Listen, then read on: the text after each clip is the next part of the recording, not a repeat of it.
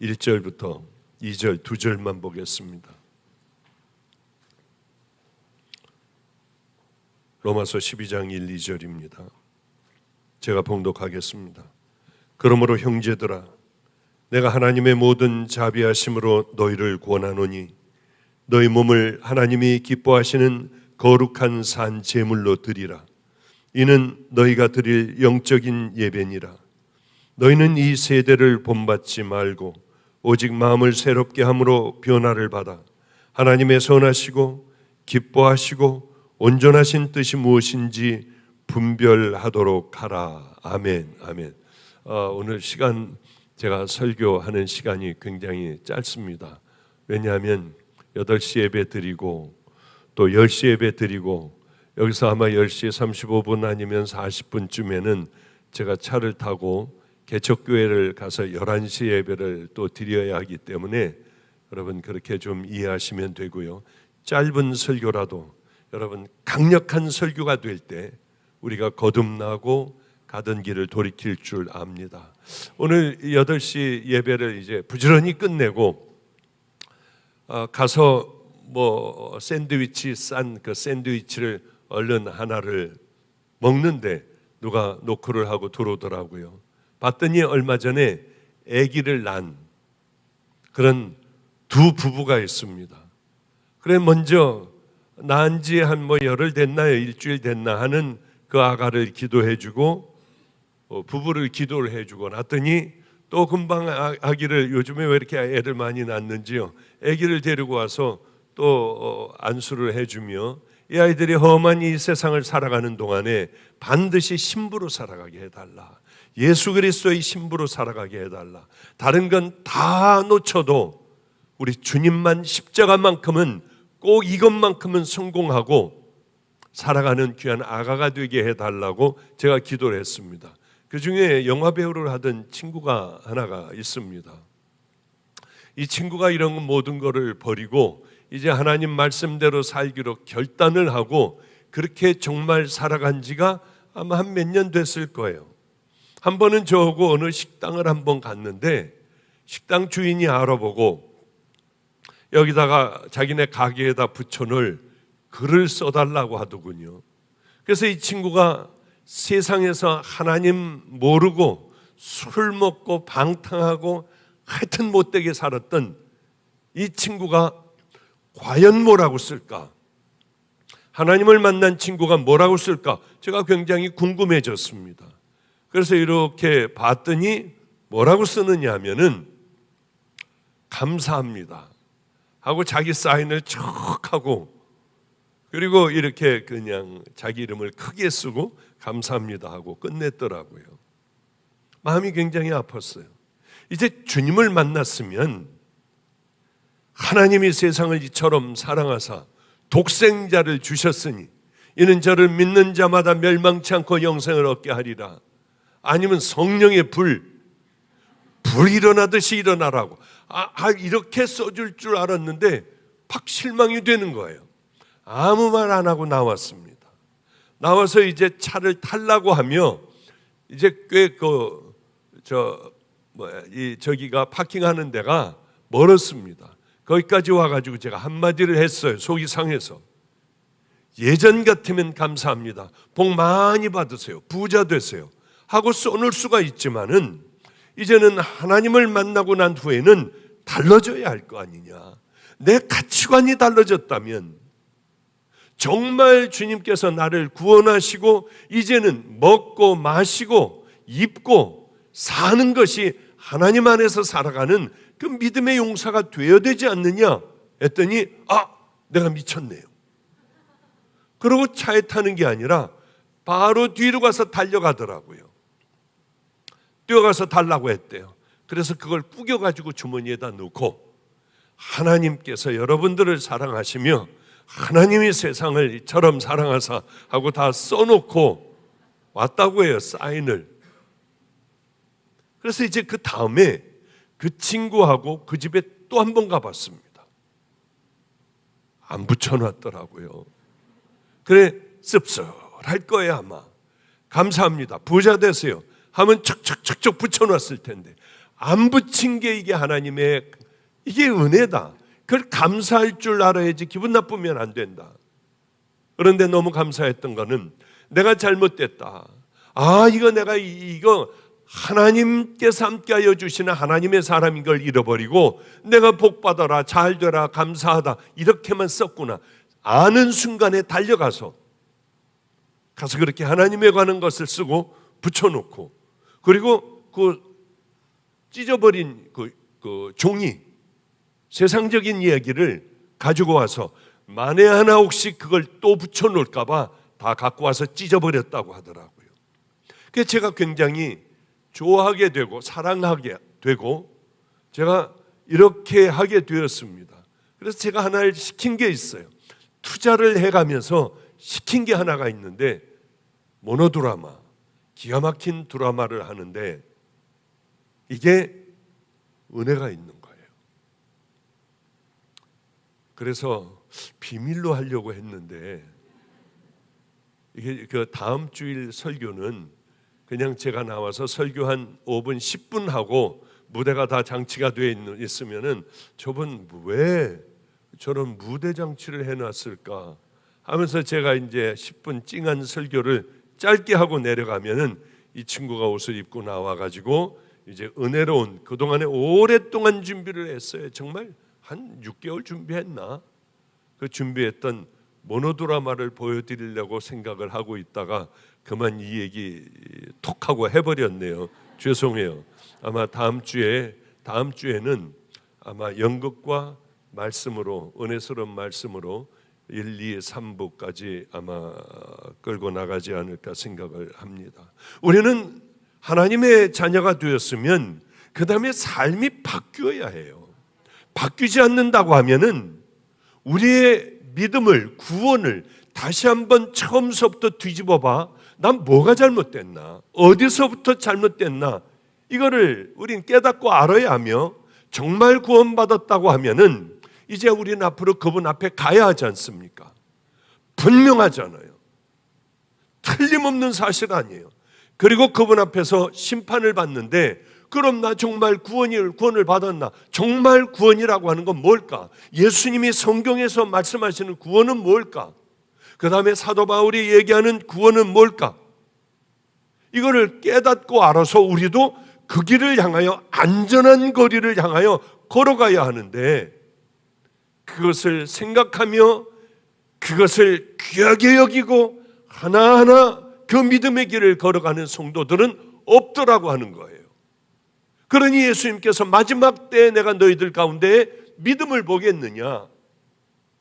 나더러 주여 주여 하는 자마다 다 천국 들어가지 않는다. 내가 지금 이 얘기를 이렇게 오랫동안 많이 했는데 이 말씀을 지키는 자들만이 너희들 천국 간다. 반석 위에 세운 집과 같아. 그런데 이런 설교를 수도 없이 많이 들어도 많은 사람들은 자기들의 신앙을 교정하려고 하질 않아요. 방향을 바꿔서 그 길을 향하여 걸어가려고 하질 않아요. 그냥 살아왔던 그 삶의 방식. 그러니 습관이라는 게 얼마나 무서운 줄 압니까? 무서운 습관. 죽는 그날까지 이것이 잘못된 믿음인 줄 알면서도 그렇게 걸어갈 수밖에 없는, 우리는 무서운 습관, 마귀가 해놓은 그 습관대로 예배드리고 습관대로 살아가는 그런 교인들을 양산하는 이 시대가 되어버렸다고 하는 거예요. 하나님은 뭘 기뻐하실까? 우리 주님은 뭘 좋아하실까? 우리 아이들 중에 마음으로 제가 깊이 사랑하는 애들도 있어요. 그런 아이들이 있는가 하면 쟤는 날 겉으로 사랑하는구나. 오랜 시간을 지내다 보면은 알잖아요. 네가 만약에 아프면은 내 생명을 내가 너한테 줄 거야. 나는 산속으로 들어가 내가 죽기까지 만약에 그렇다고 하면 내가 널 위해서 기도할 거야. 사랑을 알면 제가 그렇게 하겠습니까? 안 하겠습니까? 할 거 아니에요. 목숨을 걸고 그 아이를 위하여 제가 기도할 거 아니에요. 나를 정말 사랑해주는 이 귀한 성도들이 있다고 하면은, 믿음의 용사들이 있다고 하면은 그 사람들이 잘못됐을 때 생명을 다할 거 아니에요. 그건 당연한 겁니다. 저 설악산 어느 구석으로 들어가 가지고 하나님 앞에 될 때까지, 응답받을 때까지 기도하고 나는 죽더라도 살릴 거 아닙니까? 바로 이런 마음을 제가 여러 번 가졌었어요. 성도 여러분들, 우리가 하나님에 대하여 그렇다고 하면 하나님은 우리에 대하여 어떻게 하시겠습니까? 이게 우리에게 중요한 일이에요. 우리는 하나님을 잘 알지 못해요. 저는 많은 세월을 흘러 이렇게 보내며 하나님에 대하여 다시 깨달을 때가 많았습니다. 저는 큰 집회를 하면 사람들이 울고불고 하는 그 집회를 하면 승리하는 줄 알았어요. 하나님께서 엄청 기뻐하시는 줄 알았어요. 내가 가지고 있는 재산을 다 가난한 사람들에게 나눈다면 너무 좋아하실 줄 알았어요. 그게 아니더라고요. 교회를 크게 하여 많은 사람들이 구원의 길을 향하여 함께 울리며 이 길을 걸어가면 기뻐하실 줄 알았어요. 하나님의 관심은 거기에 없으셨습니다. 그저 하나밖에 없는 내 옷을 벗어준 것, 내가 쓸 것, 이거 꼭 우리 아이들을 위하여 써야 하는데 다른 사람에게 주어버린 것. 그래서 저는 선교사들에게 늘 이렇게 얘기해요. 네 아이를 먹을 것을, 이게 버려져 죽어가는 아이와 네 아이가 배고파 어쩔 줄 몰라 할 때 너는 죽어가는 아이에게 밥을 먹일 수 있을 때 너는 진짜 선교사다. 아니면 네 새끼만 뒤에서 딴짓하면 너희들만 잘 먹고 그렇게 살아간다면 너희들은 분명히 가짜로 그렇게 굳어져 선교사님하고 떠받들지만은 결국은 버린 자들이 되어 이중적인 삶을 살아가게 될 거다. 제가 그 얘기를 해요. 왜 그렇게 할 수 있느냐? 구원을 받은 은혜 때문에. 다른 것이 아니라 그 은혜 때문에. 제 일평생에 가장 은혜로운 집회가 있었습니다. 4명 앉아 있었어요. 시골에요. 가난해요. 전도사 부인, 젖먹이 애기, 직장 갔다가 온 공장에 다니는 교인 하나. 정말 은혜스러웠어요. 이 가난하기가 짝이 없었어요. 뭘 대접할래도 할 것도 없는 그런 교회예요. 저는 휴게소에서 잠을 잤어요. 차를 세워놓고 거기서 세수하고, 전 여기 아는 사람이 있는데 너무 편안하게 잘 자고 왔어요. 그리고 톨게이트비까지 다 헌금을 해버리고, 주님 기름 떨어지지 않게 해주세요 하고 왔던 기억이 납니다. 오는 가운데 그래서 내가 널 사랑한다, 간절한 기쁜 주님의 음성도 듣기도 했어요. 내 마음에 들려오는 그 말씀이요, 차를 세워놓고 얼마나 울었는지 몰라요. 이런 일들이 몇 번 있었습니다. 저에게 하나님께서 너는 줄이지 않으리라, 이건 내가 큰 것을 했을 때가 아니라 그저 이것 없으면 안 되는데 고민하고 또 고민하다가 얼른 슬쩍 주머니에 넣어줄 때, 그래 나 어떻게 하지? 내가 미쳤어. 난 이것만 있으면 이제 되는데 다 나눠줘 버렸을 때, 그때 주님은 늘 그러셨어요. 너는 줄이지 않을 거야. 너는 내가 높여줄 거야. 깨달음이 있었습니다.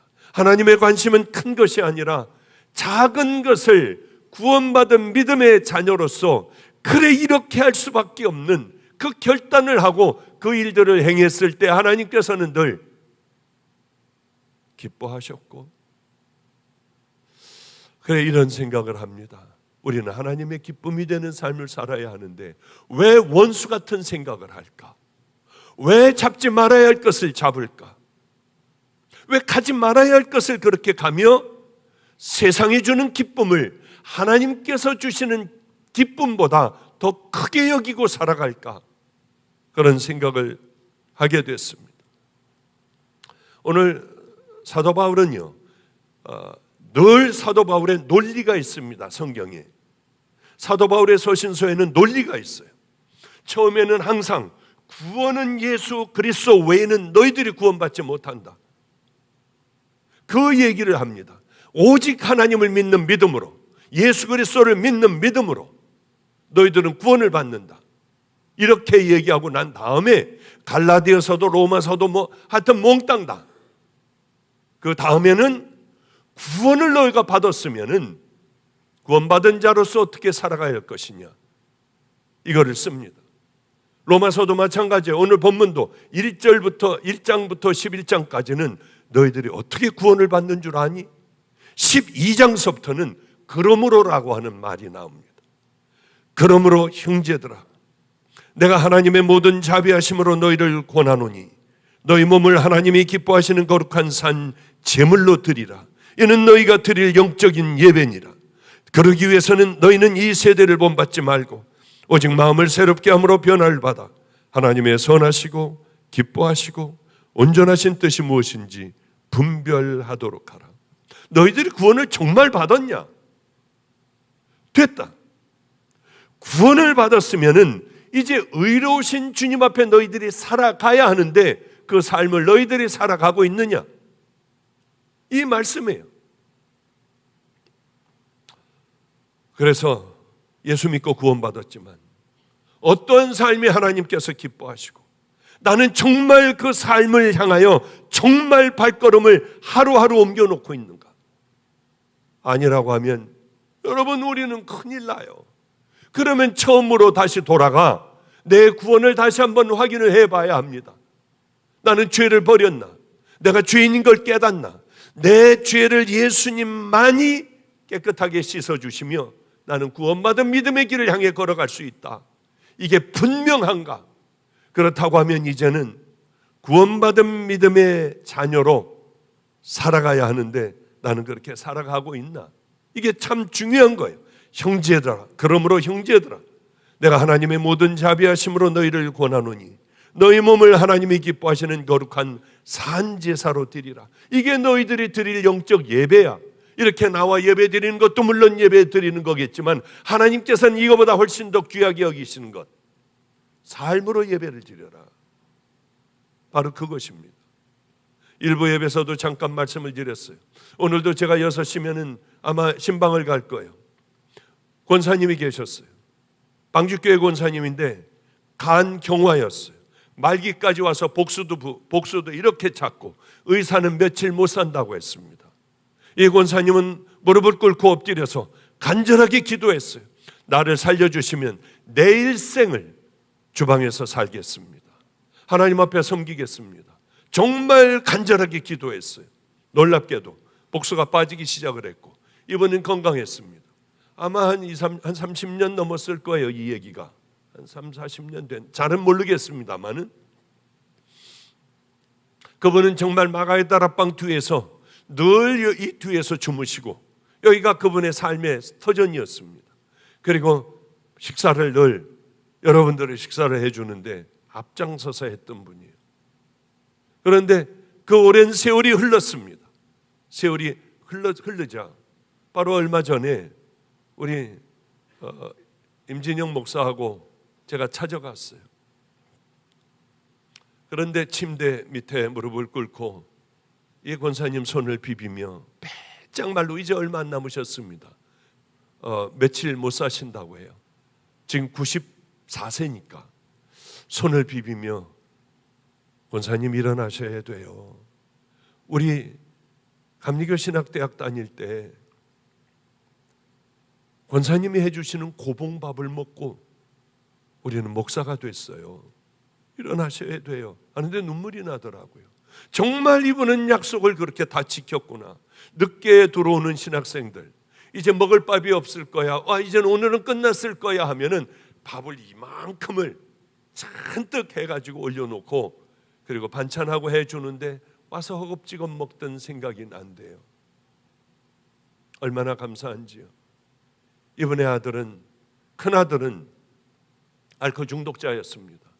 그리고 방주교회 그 주방에 들어와서 행패를 부렸어요. 술 먹고 난리법석을 피웠어요. 어느 날 이 아들이 죽어간다고 하더군요. 저보고 와달래요. 갔더니 쳐다보지도 않아요. 사람 한 번 죽는 거예요. 나 죽는 거 다 결정됐어요. 신경 쓰지 마세요. 겁나지 않아요, 죽는 거. 그냥 돌아왔습니다. 그 다음번에 한 번만 더 와달래요. 엄마가 얼마나 괴로웠겠습니까? 또 갔어요. 마침 아무도 없더라고요. 아무도 없었어요. 거기다 대고 막 해댔습니다. 아무도 없는데 어때요? 당신 며칠 있으면 죽어. 죽으면 불지옥에 가게 돼. 이제 다 타버려도 죽지를 않아. 또 살아나. 다 타버릴 거야. 막 얘기를 했어요. 자기 어떻게 해야 되느냐요? 당신이 얼마나 죄인인가 하나님 앞에 회개해라. 죄인인 걸 깨달았으면 예수님께서 당신 죄를 용서해 주실 수 있다. 아무도 용서 못 해준다. 그분에게 용서받아라 하고 왔습니다. 얼마 있다 이제 죽으려고 그런다고 오라고 그래요. 봤더니 잇몸도 다 피가 나가지고 꺼지를 물고 있더라고요. 겨우겨우 말을 이어갔어요. 어머니, 우리 천국에서 만나요. 저는 예수님이 용서해 주셨어요. 우리 천국에서 만나요. 목사님, 너무 감사해요. 저 그냥 죽을 뻔했어요. 형 오라고 그러라고. 그리고 예수 믿어야 한다고. 그리고 죽었어요. 얼마나 행복했는지. 그런데 그 형이 하나가 있습니다. 그 형이 또 알코올을 마시고 이 권사님이 마지막으로 유언 비슷하게 하시는 거예요. 내 아들을 돌봐달라. 어머니는 나라에서 주는 아파트를 갖고 있기 때문에 소천하시면은 갈 데가 없어요. 그래서 다락방 이 아래에 거기에 있게 하며 믿음의 용사로 또 한번 만들어 놔야지 하는 생각을 하게 되었습니다. 여러분, 우리는 하나님께서 기뻐하시는 거룩한 산 제사는 예물을 많이 드리는 게 아니에요. 구약의 이스라엘 백성들은 하나님 앞에 예물을 잔뜩 가져갔습니다.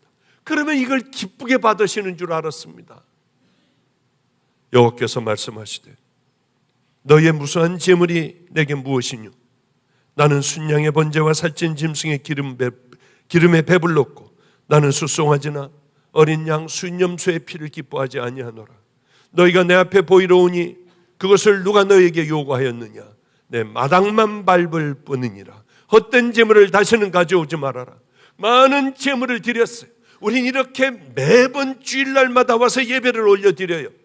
헌금도 물론 하고 찬양도 하고 기도도 합니다. 하나님은 그 제사를 기뻐하지 않으셨습니다. 왜 그럴까요? 그들의 삶이 제물을 따라가지 못하기 때문에 그러는 거예요. 여러분, 우리가 열심히 이렇게 예배를 드려도 여러분의 삶이 예배를 따라가지 못한다면 이것은 헛된 예배라고 주님은 단호하게 말씀을 하시는 거예요. 우린 정신을 차려야 합니다. 삶이 따라가지 못하는 헛된 예배, 이 예배는 우리에게 쓸모없어요. 백날을 두들겨도 쓸모없어요. 내가 무엇을 가지고 여호와 앞에 나갈까? 1년 된 송아지를 가지고 나갈까? 하나님께서 천천의 순양과 만만의 강수 같은 기름을 기뻐하실까? 사람아, 주께서 선한 것이 무엇임을 내게 보이셨나니 여호와께서 내게 구하시는 것은 오직 공의를 행하며 인자를 사랑하며 겸손히 내 하나님과 함께 행하는 것이 아니냐. 바로 여기에 하나님의 답이 있어요. 가지고 오고 와가지고 예배를 드리고 궁뎅이를 흔들고 머리를 흔들며 기도하는 것보다 중요한 것은 삶에서 정말 하나님을 사랑하는 마음으로 우리가 그 삶을 몸으로 익혀나가는 것, 작은 것서부터 하나하나, 가장 작은 것서부터 하나님이 기뻐하시는 그 귀한 일들을 해나가는 걸 하나님은 기뻐하신다고 하는 것이죠. 잘 안 돼요. 먹든지 마시든지 입든지 우린 주님의 기쁨이 되는 그것을 열심히 살아내려고 결단을 하면 됩니다. 오늘도 이 예배 쓸데없는 사람들이 있을 거예요. 왜? 헛들으면 내게는 아무 유익이 없어요. 그럼 왜 나와 있습니까? 그러려면 나오지 않아도 돼요. 집에서 그냥 이 휴대폰 가지고 예배 보세요. 왜? 이렇게 보나 휴대폰을 가지고 시청자로 예배를 보나 동일한 것 아니겠습니까? 이렇게 예배드려서는 안 돼요. 그래, 하나님께서 싫어하시는 이 찐득거리는 더러운 이런 진액들을 정말 이제는 예수 그리스도의 보혈로 씻어버리고 잘라버리고 하나님 기뻐하시는 믿음에 그것이 있다고 하면은 나는 하나하나 순종하며 나갈 거야. 주님 모시고 사는 우리들의 몸은 우리들의 몸이 아니에요. 여러분들이 정말 성령이 거하시는 전인 줄 여러분 모릅니까? 아니면은 나 같은 거는 아니야, 버림받은 채로 이렇게 예배만 드리며 이러면 될 줄 알고 혹시 예배만 드립니까? 너희 몸은 너희가 하나님께로 받은 바 너희 가운데 계신 성령의 전인 줄을 알지 못하느냐? 너희는 너희 것이 아니라 값으로 산 것이 되었으니 그런즉 너희 몸을 하나님께 영광을 돌려라. 주님 모시고 사는 우리 몸은 주님이 거하세요. 성령님이 거하세요. 예수님을 믿어도 우리는 우리 자체가 변화되지 않아요. 저는 예수님을 믿어도 음란이 그대로 있더라고요. 탐욕이 그대로 있더라고요. 예수를 불같이 만나 성령님의 불을 받았어도 저는 이중적이었어요. 거짓된 것은 그대로 있더라고요. 그러나 저는 그때 깨달았습니다. 내 신분이 변하는 거구나.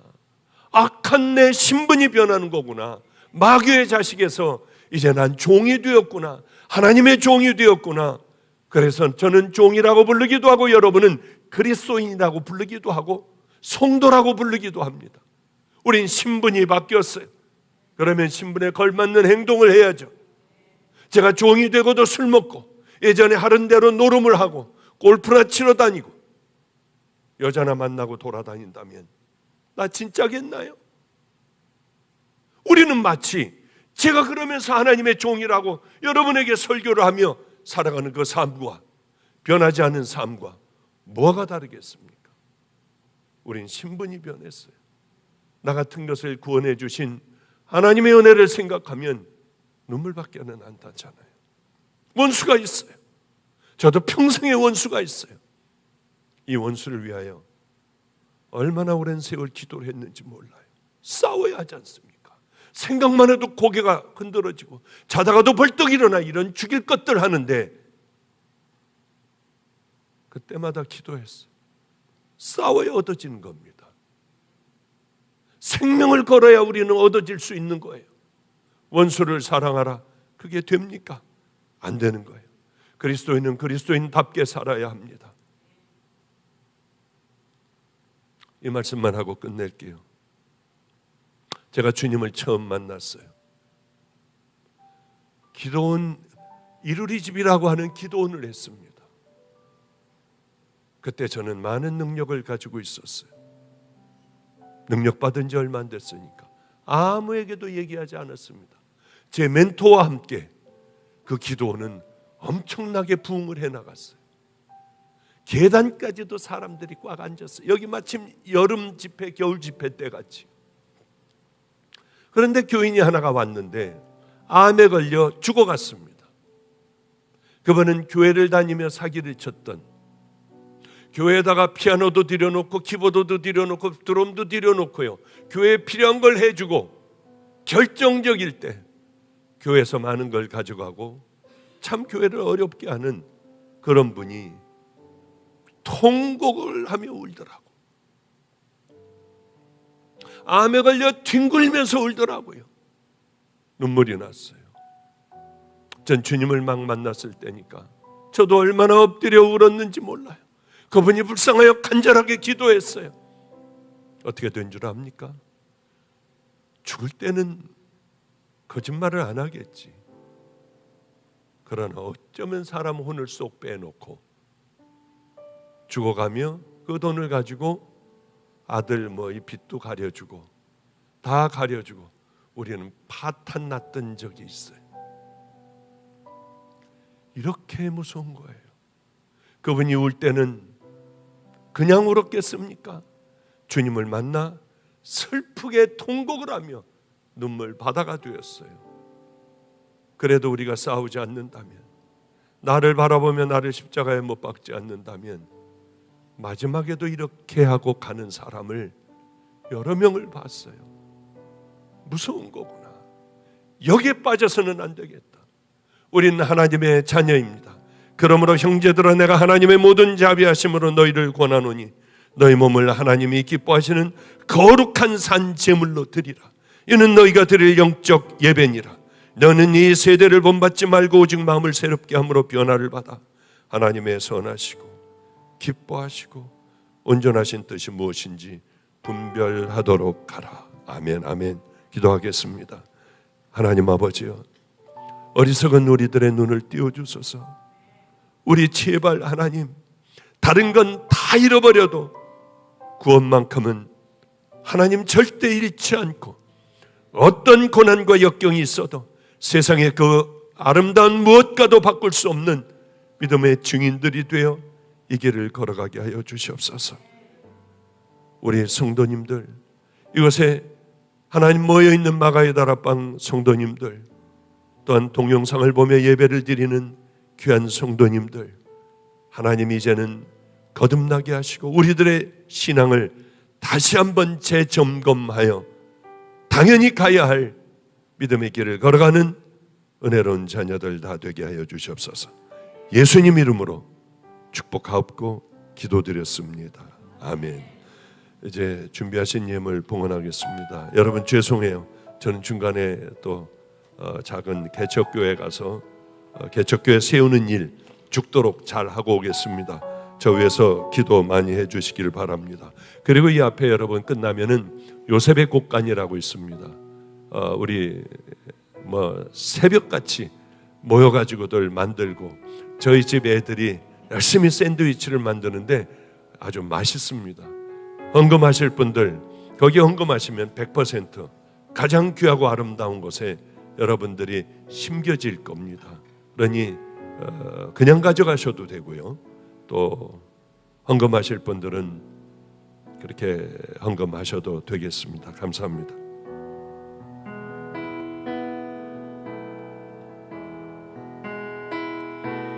안개 속에서 주님을 보내 아무도 없을 것 같던 그곳에서 손 내미셔서 나를 붙드네 길 잃고 쓰러져 가던 그곳에서 안개 속에서 주님을 보내 아무도 없을 것 같던 그곳에서 손 내미셔서 나를 붙드네 길 잃고 쓰러져 가던 그곳 주 말씀하시네 내 손 잡으라고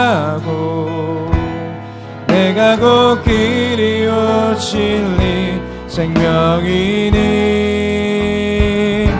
나 그 길을 보내 주 예비하신 곳 다른 길로 돌아서지 않으리 예수의 길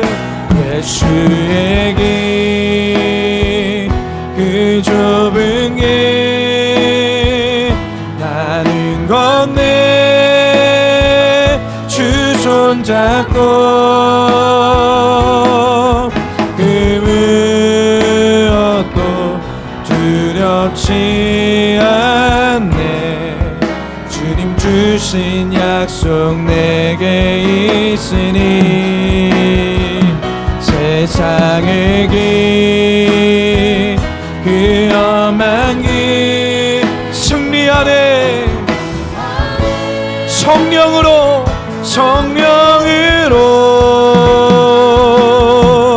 그 무엇도 바라지 않네 저 하늘에 내 소망 있으니 우리 이 시간 들은 말씀을 기억하며 한번 기도하고 결단하는 시간 가졌으면 좋겠습니다. 주님, 예배는 드렸으나 삶은 뒷전이었습니다. 예배는 드릴 줄 아나 삶은 살아낼 줄 몰랐던 우리는 참된 예배자가 아니었습니다. 우리가 받은 구원이 무엇인지를 분명히 깨닫고 분명히 우리가 알게 하여 주셔서 이제 그러므로 마땅히 살아야 될 삶을 살아내는 우리가 되게 하여 주시옵소서. 주님을 만나고 예배하는 이들이 이제 음행을 버리게 하여 주시고, 마음의 모든 도적질을 버리게 하여 주시고, 마음에 쌓아두었던 모든 우상들이 제하여지게 하여 주셔서 우리의 모든 순간순간이 주님께 올려지는 삶의 예배가 되게 하여 주시옵소서. 우리 들은 말씀을 기억하며 삶을 결단하며 주여 한번 부르고 통성으로 기도하겠습니다. 주여! 살아계신 아버지 하나님, 소원합니다. 우리들의 삶이 정말 주님이 원하시는, 우리들의 삶이 정말 주님이 기뻐하시는 그 삶이 되어지기를 소망합니다. 우리의 삶이 예배를 따라가지 못했습니다. 예배의 방법은 알고 있으나 삶을 살아낼 줄 몰랐던 우리들은 여전히 죄의 자리에 머물러 있는 아버지 하나님, 우리는 주님 앞에 설 수 없는 자들입니다. 그러나 주님, 우리의 삶을 주님 앞에 예배자로 올려드립니다. 우리의 삶을 주님 앞에 꺾고 바칩니다. 주님, 우리의 삶을 거룩하게 하여 주시고, 우리가 서 있는 그곳 가운데서 우리의 발을 벗어 그 주인 앞에 엎드리는 우리가 되게 하여 주시옵소서. 예수의 길, 그 좁은 길로 걸어갈 수 있는 우리가 되게 하여 주시기를 소망합니다. 결단한 대로 살게 하여 주시고, 아버지 하나님, 이제 정말 아버지 우리의 모든 순간순간의 고백이 하나님의 경외함 앞에서 아버지 하나님 고백될 수 있도록 도와주시옵소서. 아버지, 주님 소원합니다. 역사하게 주시옵소서. 거룩하신 아버지 하나님, 우리의 삶의 자리에 불이 떨어지게 하여 주시고, 우리의 가정에 불이 떨어지게 하여 주시옵소서.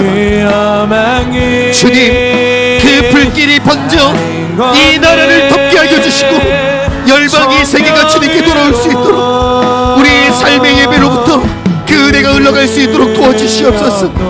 주님, 주님 도우소서. 주님, 저 하늘에 내 소망 있으니.